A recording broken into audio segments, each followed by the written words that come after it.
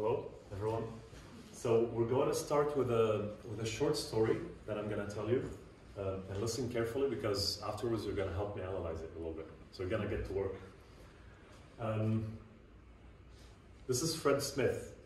He joined Yale in 1962. I know it's not Harvard, but still. 1962, he attended Yale, but he wasn't much into academics. So the truth is, his grade was a solid C most of the time. So this one day, he had to work on a paper assignment. Now, back in the 60s, shipping companies were using airplanes to transport heavy objects only. But Smith's idea was that maybe he could use airplanes to transport smaller objects, envelopes, letters, and that it could still be economically viable. So he started working on his paper, and that's what his paper was about. But he handed it in last minute, and he got another C on it. So interestingly though, a few years later, he still decided to try his business idea. So armed with a mere C-grade paper, a dream, and some $4 million in inheritance money, which helped him raise about $80 million. He decided to buy 8 airplanes and launch FedEx, which we all know. Now, it worked out okay for the first couple of years, but then it almost went bankrupt a couple of years later. And the reason was that fuel costs were rising like crazy, and he couldn't secure new funding anymore. Even some of their austerity measures were so extreme that some pilots had to fuel the planes with their own credit cards, personal credit cards. So there wasn't much that had to be done anymore, and he only had $5,000 left in the bank account. Now, he suddenly had a genius idea. He took the $5,000 and went to Las Vegas, and he gambled it all around a blackjack table. Funnily enough, it actually did work. So a week later, he went back to the office. This time was $27,000. And granted, this helped him keep the planes on for just another week. But what it actually did was much deeper than that, because it gave him the drive, the energy, a breath of fresh air, and a hell of a story to go back to investors, pitch again, and that's how he was able to raise $11 million, which later stabilized FedEx. And as we know it today, of course, it serves 220 countries, and it ships about 1.2 billion packages per year. Now, this is the story of Fred Smith. What I'd like us to do together is, I'd like us to try to think of the lessons we could draw from such a story. And by lessons, I mean life lessons. For example, I would say, do you get any lesson about risk? Yeah. Take risks? Yeah. Exactly. Risk can pay off. Any lesson about academics? They don't matter. Not always. Actually, it's been observed that at Yale there is a consistent, inverse correlation with your GPA and medical education. Many examples. That's another lesson we have. So obviously, you don't necessarily need to be good in school to succeed in life or start a business. Many more lessons such as creative problem solving in hard times, etc., etc. So the point here is we can draw a lot of lessons from this speech, from this story.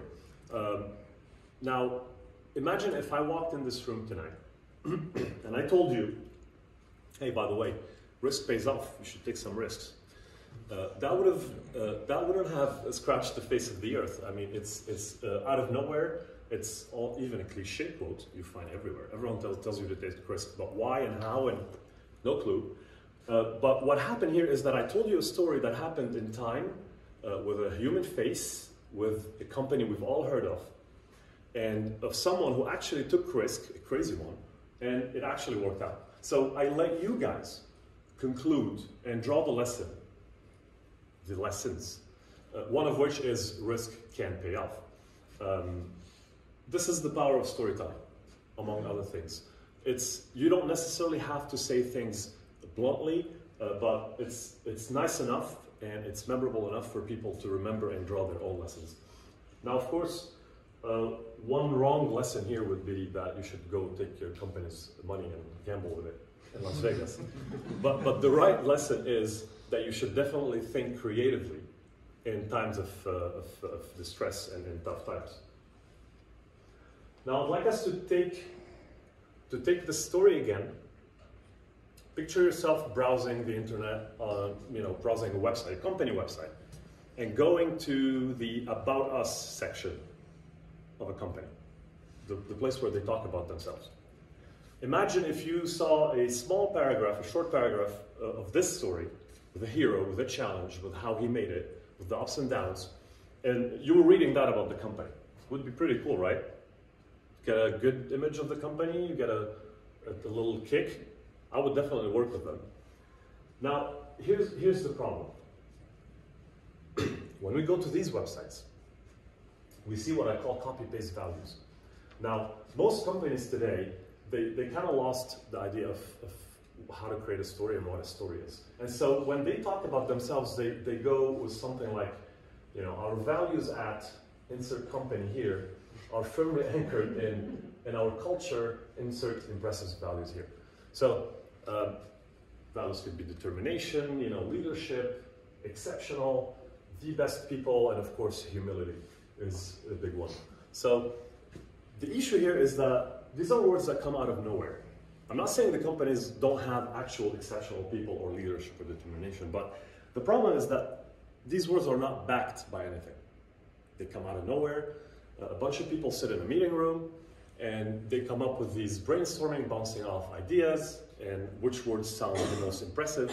And at the end, they shortlist a few and they keep what they think is the most impressive.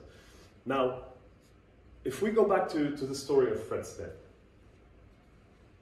would you say that the story of Fred Smith shows determination as a value? The guy went above and beyond to make his company work. Leadership, same thing. The best people, clearly among the best we've ever heard of, and very exceptional. Humility too, actually. So the thing is, I didn't need to use any of these words in the story.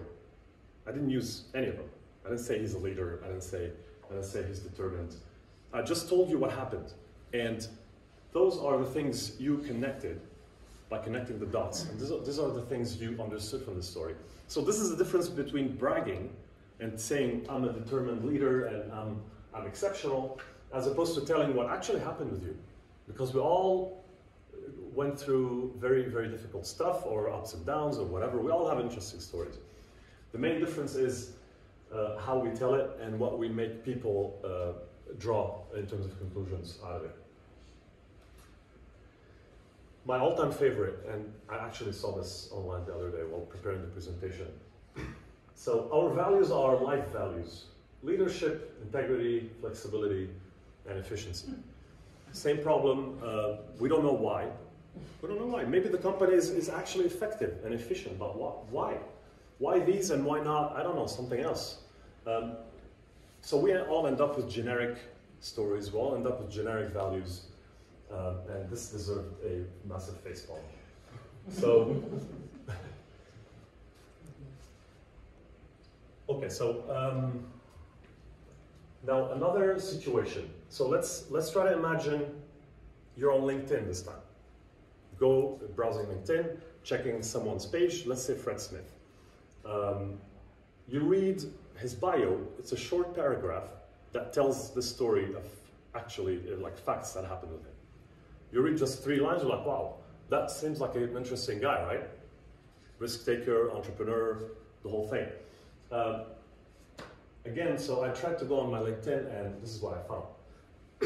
I'm an experienced and driven business executive with years of international experience, hardworking and strongly determined, unreachable for opportunities. Again, same thing here. Why? I mean, everyone's hardworking today. Most people are hard workers. Why? What makes you different? What happened in your life that makes you say that you're hardworking and strongly determined? We don't know. We don't know. We don't have the facts. We don't have the things that back up those big words you decided to put. every now and then someone feels really, really inspired and they go on Google and they can find stuff like don't limit your challenges, challenge your limits. Adding it to the profile, hoping to generate more inspiration, but that's not how you get inspiration. Literally just tell us what happened with you. And it doesn't have to be too long, it can be short, and we'll get it. Going back to Fred Smith, do you think he's an experienced and driven business executive? Yes. Like it. With years of international experience, 220 countries. Hardworking, strongly determined, is he? Very likely. So again, this is the same point here, but in terms of personal, individual biography, how to talk and how to pitch. We're gonna watch a quick video about someone you just read the name of, and we're gonna talk about it right away.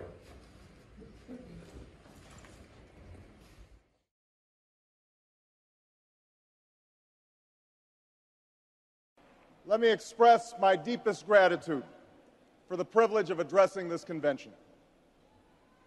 Tonight is a particular honor for me because, let's face it, my presence on this stage is pretty unlikely. My father was a foreign student, born and raised in a small village in Kenya. He grew up herding goats, went to school in a tin roof shack. His father, my grandfather, was a cook, a domestic servant to the British. But my grandfather had larger dreams for his son. Through hard work and perseverance, my father got a scholarship to study in a magical place, America, that shone as a beacon of freedom and opportunity to so many who had come before. While studying here, my father met my mother. She was born in a town on the other side of the world, in Kansas.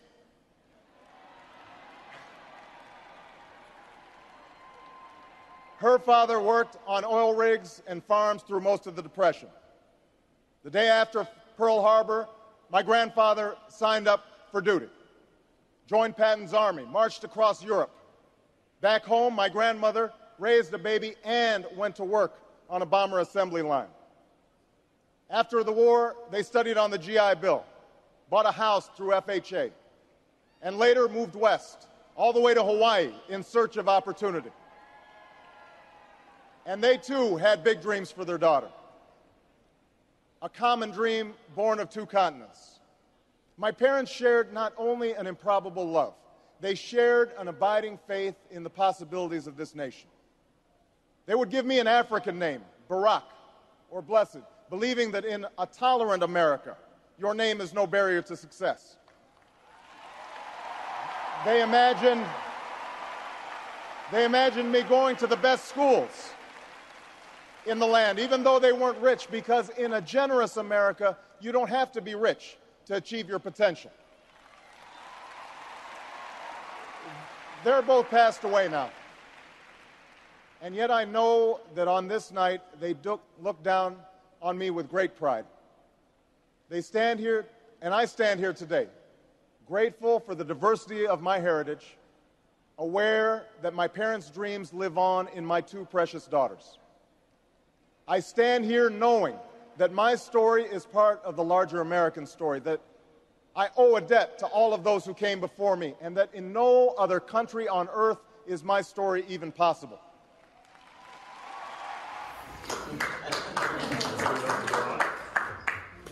We missed those words. So, one of the best speeches, like ever, given by Obama. What I'd like us to do here, so we can do the same type of analysis of what lessons we can conclude and what values and what personality traits he has. But what I'd like us to do is a bit different. I'd like us to try to think in terms of audience, ideal audience, that this speech will relate to. Any ideas about maybe immigrants? Would it relate a lot to immigrants? Or anyone whose parents immigrated? Blue-collar workers. Hard workers. Anyone who's trying to climb up the ladder, to succeed, start from the bottom, etc. Military. Veterans, military, absolutely. Entrepreneurs, middle class. Honestly, most Americans too, because of it's the American dream that is describing. So we have a wide range of audience here when it comes to the US, because we're targeting most people who believe in the American dream, and that's most Americans. Now they all see it a bit differently, but the idea is here. Now let's compare to FedEx's audience. So the story I gave you earlier about Fred Smith and FedEx. The audience, the ideal audience of that story. Do you see any difference with this ideal audience?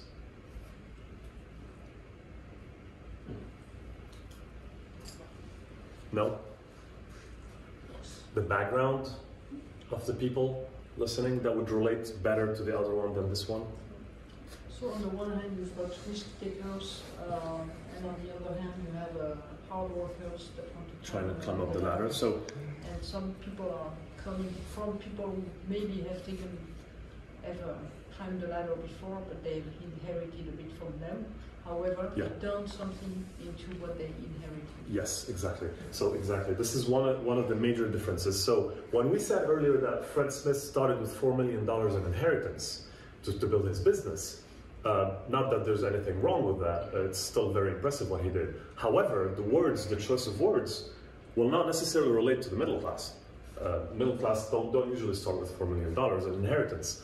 And that's a very subtle difference. Now, I could have told you the story of FedEx by omitting this detail, by not telling you how much he started with. Or I could have just told you he raised 80 million. Fine. But this is how the choice of words and subtle things we add or remove from a story will make a certain demographic appeal relate to the story more or less. And this is how you narrow down your demographic as well. And you have a very narrow message or a very wide message. That's only one example of this. Now, when we are creating a story for someone or for a company, we always start with analyzing the audience deeply. Who are they? What do they do for a living? What their age, etc. And you might tell me that this is the basis of marketing, and you would be right. The problem is that a lot of companies just jump into the action and don't necessarily do all the homework of analyzing who we're talking to in depth. I'm not just saying college students or hard workers, no, like in depth, before you create a message that actually will resonate with these people.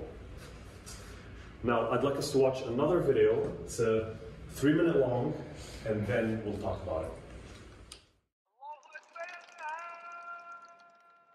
ये मैं, ये यूसुफ, लंगोटिया यार सी मेरा। लाहौर में हमारे घर के सामने एक बड़ा बाग था। उस बाग का गेट बाबा आदम के जमाने। रोज शाम को हमने वहाँ पतंगे उड़ानी और उसके बाद जाके यूसुफ के दुकान से झझरिया चुरा के खानी। झझरिया? मेरा साहब नमस्ते। नमस्ते। मेरी पोती मुंबई वाली। और बेटे क्या हाल है?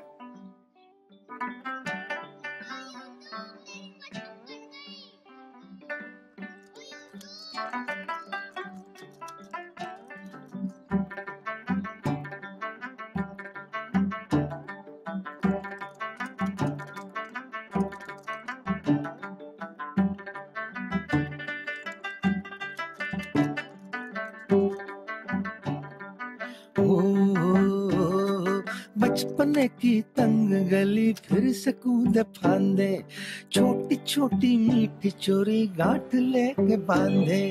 हेलो, अस्सलाम वालेकुम। फाजिल स्वीट्स? हाँ जी।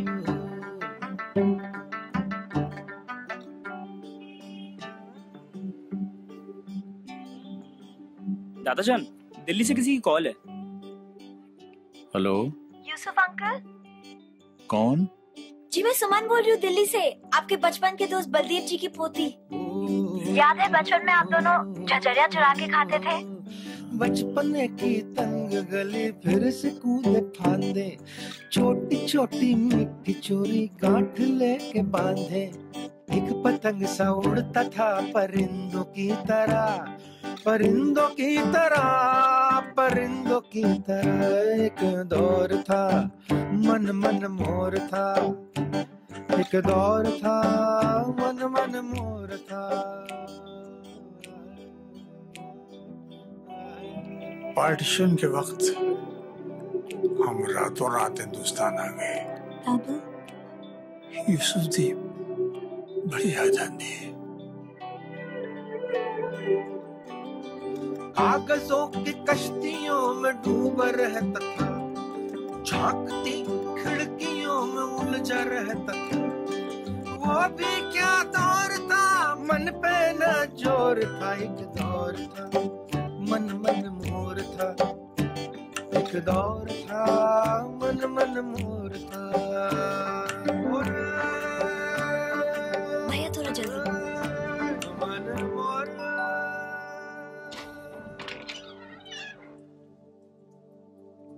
हाँ जी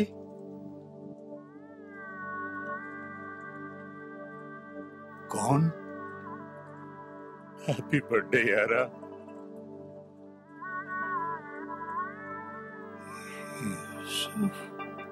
यूसुफ ओए यूसुफ मेरे बल्लू ओए यूसुफ यार।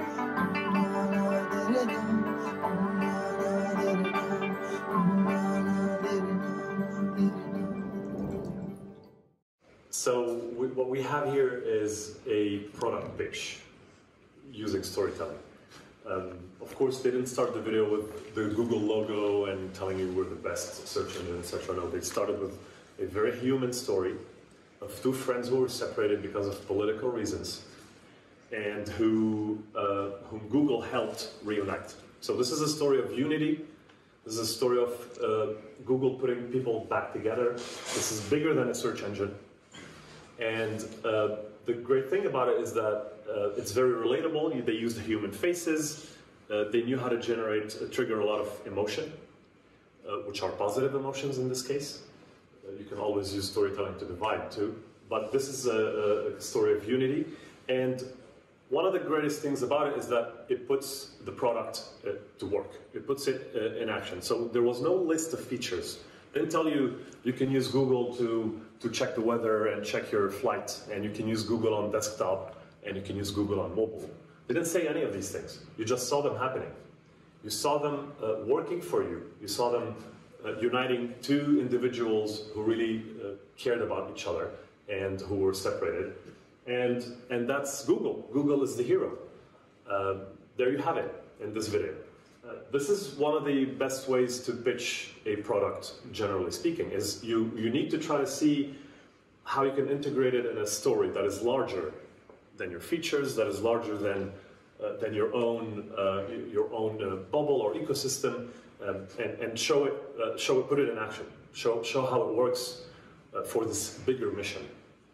This is probably the best way to pitch a product using storytelling.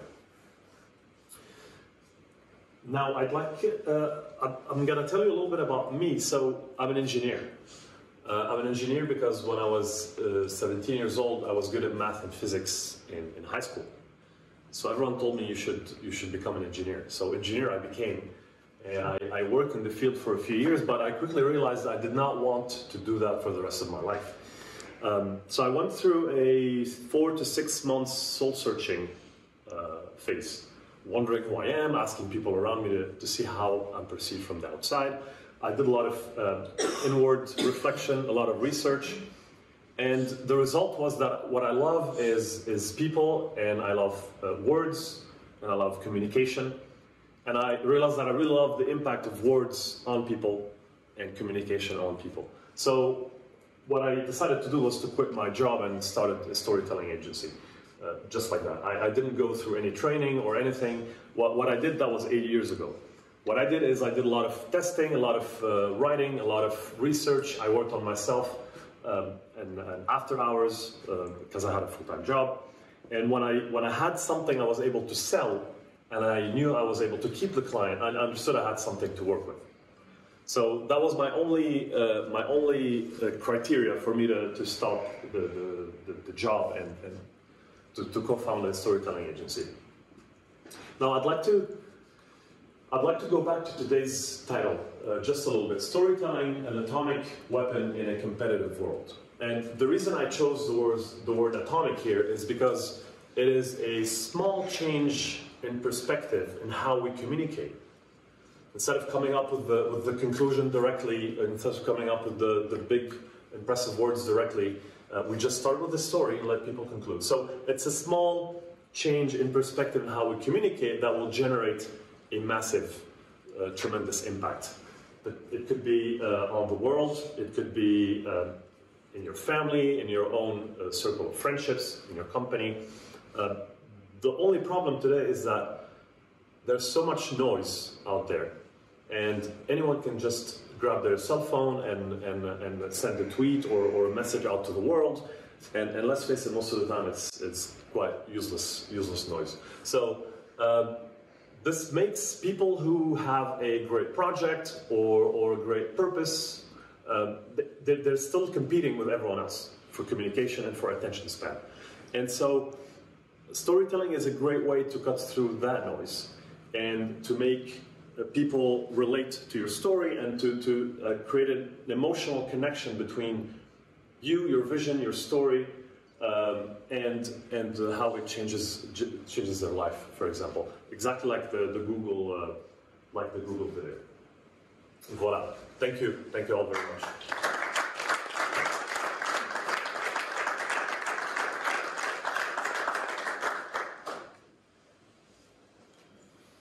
Questions?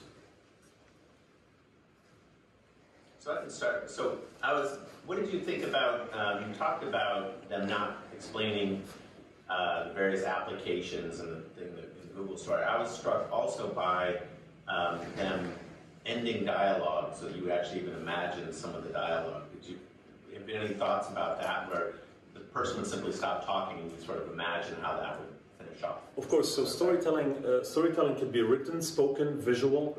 You can actually express or tell a story in multiple different ways. With all the digital stuff, we can sometimes tell a story on a landing page, on a page that you just scroll and you have all these characters walking in the page and with words coming in. And so that's just another way to tell the story, is to pause the talking for a bit and see if you can keep up with it, and it works out really cool. It feels like it pulls you in a little bit more. Yeah. Now having to fill in some spaces. Exactly. So one of the problems with take presentations, for example, business presentations, is that usually the slides are so stuffed, have so many words and lines and bullets and all of that you don't usually listen to the guy speaking or the woman. You know, you don't usually you listen to the person speaking, and that's a major problem. So I don't know if you noticed, but my slides were very basic. Either you had a picture or a word or one sentence, and that's not the work of randomness. That's because I know that if I stuff these slides, no one's gonna listen to me. The eyes will try to catch the words first. And it turns out you can say a lot without stuffing the slides too.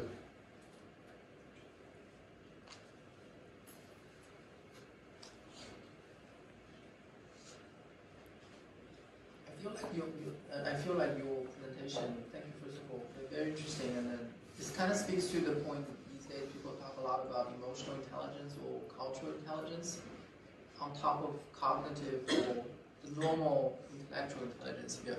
And then how do you tailor the storytelling to the person that in front of you? That I resonate a lot with the positive emotion that you generate here, but then in a business setting, you see a lot of contentious negotiation where you need to walk in, use storytelling maybe to.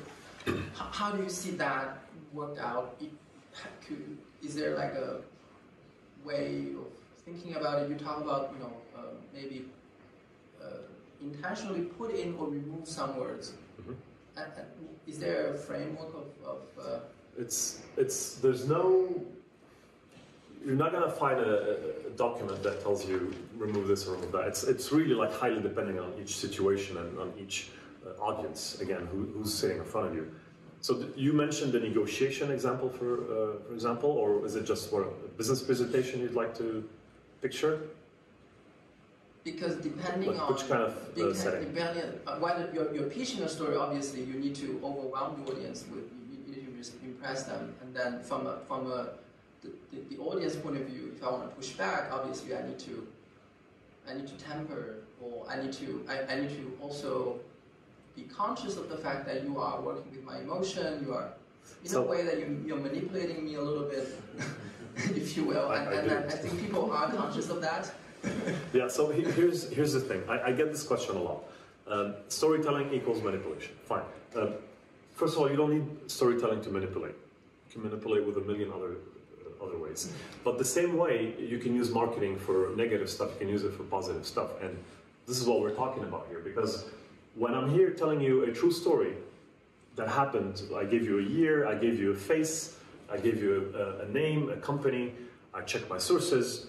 By the way, that's not how FedEx write their story. I went out and brought pieces all together from interviews the founder gave, or etc. And I put together this story. You can read it in only 60 seconds. But anyway, so I'm telling you, I'm giving a real story, a true story with facts and everything. You tell stories when you're having a dinner with your family. You tell them what the colleague did today and what the friend you know did the other day. You're not necessarily trying to manipulate your family. This is the same thing here. It's a story that happened. What do we do? Do we not tell it, or do you tell it? Just because of fear of manipulating people? This is what happened. This is life. You see what I mean? Yes? What the real challenge here, though, is to be able to put a story in situations in which you're not normally supposed to tell a story. I mean, the LinkedIn pitch that you have, yes, you might be able to, if you can, do it as a haiku, get something in there.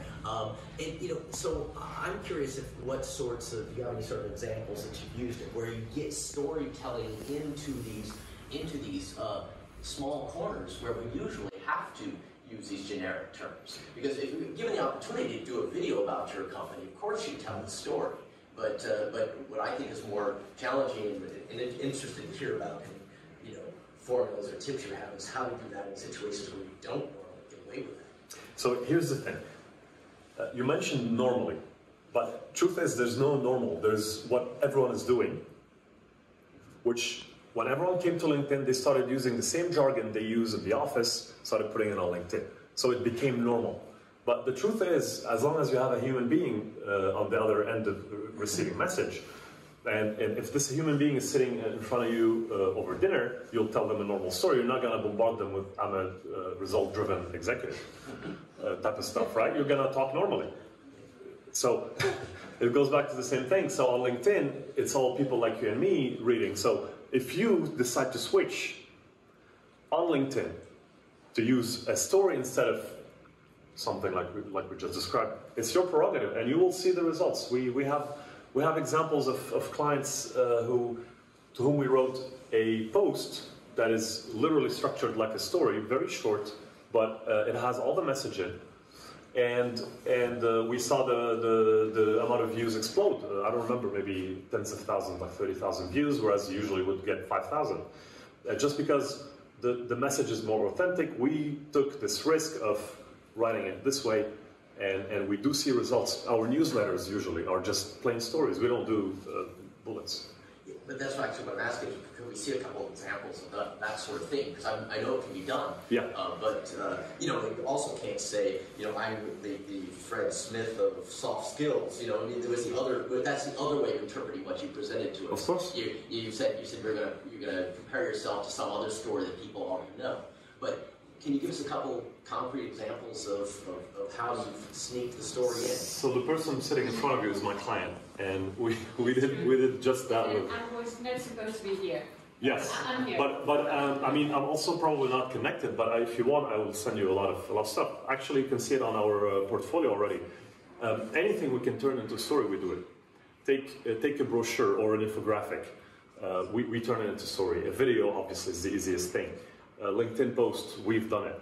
A newsletter, literally we just start with a story. In 1962, Mr. X or Mrs. Y did this, did that, and then the story makes sense, and at the end you get a sense of it. So the point being is the same way I told you FedEx's story and you drew lessons from it, this is what we do with any client. And I'm happy to send you exact links.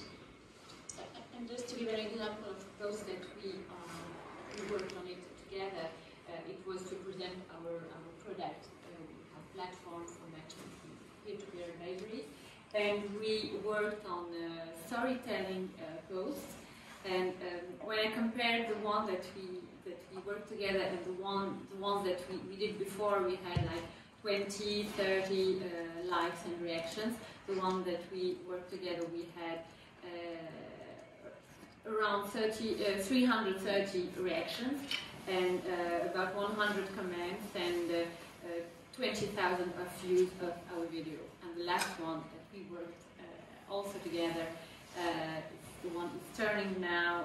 We have 200 views and comments and 1,000 views of our video. So you just like storytelling, the same thing. The product, like instead of just saying we are the best in the world, just saying I had an experience, I'm telling you my story and how I decided to be an entrepreneur and stuff like that. And then people, there is an empathy with the story of a human being. So if I could just make a suggestion then for Please. telling your story, just having those two things side by side would be brilliant. So just having an example of before and after, of exactly what she's talking about would actually give me your story and what you can do very concretely. So and demonstrative. Suggestion taken. And by the way I presented myself was in a very non-salesy way. I just told you I'm an initial engineer who realized his passion was something completely different. I wasn't here trying to pitch my portfolio.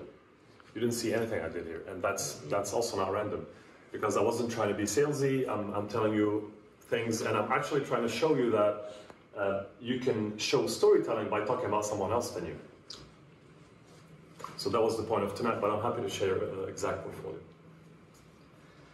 So you mentioned you studied engineering, and I guess at some point you tried to reconciliate your engineering background with storytelling. In trying to structure how a story is built, to kind of give guidelines or advice on how to, for everybody, how to build our own stories. So do you have any steps, any structure that you recommend for the storytelling?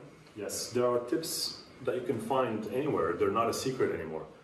The only problem with this is that usually people read the tips and they don't come up with any story.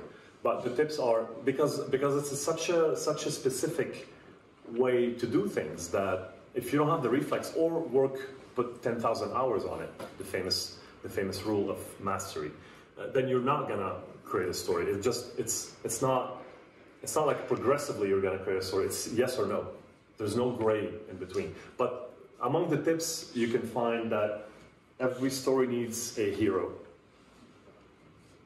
Every story has potentially other characters, not just one person, but with one person you can do. Every story, every good story has to have ups and downs. It's not flat. It's not just I'm a business executive, driven business executive. No, it's I went through this and that, and I faced this wall, and I jumped off of this challenge, etc. So every story, every good story has to have ups and downs. So in the case of FedEx, the founder first challenge was the C grades. That could potentially demotivate a lot of people. Oh, I'm a C student. No, he went above it. He still pursued his idea. He started a company with it. Second big challenge, company almost going bankrupt. He still found another way. So you see, these are ups and downs that I'm talking about. So any good story has ups and downs. So hero, ups and downs, characters, always, when I say ups and downs, I also mean challenge. So if you're in a Disney movie, it's gonna be the villain. But in a business setting, it's a challenge. Has a beginning, has an ending. You always need time and place, always. So when you start a story in 1962, you're giving frame. In Yale, you're giving frame, you're giving a time and space, and that's also necessary for any good story that makes sense. So these are stuff you'll find online.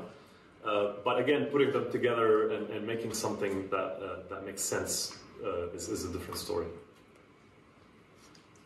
Yeah, I mean, thanks for the very interesting presentation. Thank you. One of the things that kind of resonated with me is, a lot of the work that we're seeing with clients today, a lot of companies are interested in the whole idea of purpose. Okay. It's a really hot topic right now. I mean, it's kind of the thing that's, we need to work on our purpose, we need to do a whole project around purpose. And what made me reflect on is I think in a lot of ways that's a desire for a story. Yeah, exactly. And I think maybe a reaction to the fact that, in today's, business environment, just kind of going out there with a product or whatever, just isn't good enough, right?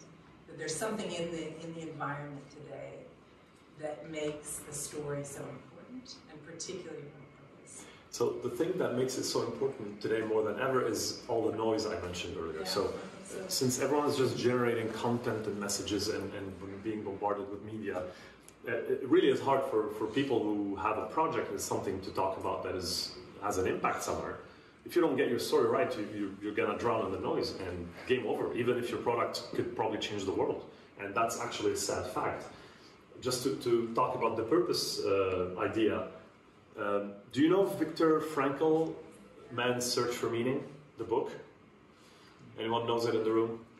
So he survived the death camps during World War II, and he became a doctor afterwards. And he tells you that he analyzed what made certain prisoners survive and what made others pass away, die. And I'm not talking about the torture aspect, just like by dying away in your cell on your own.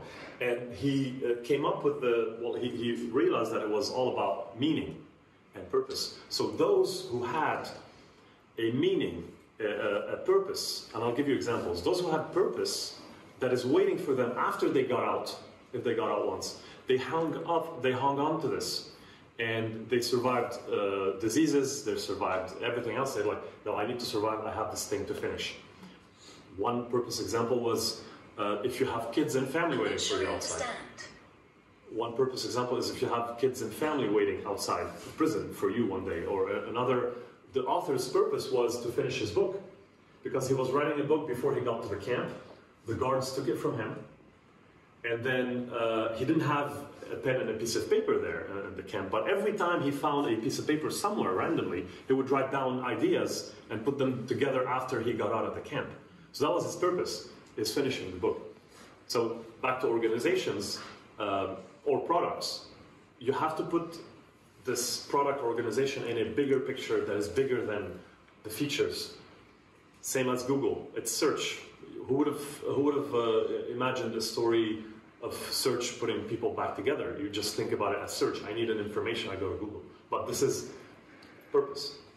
It's exactly what we just saw.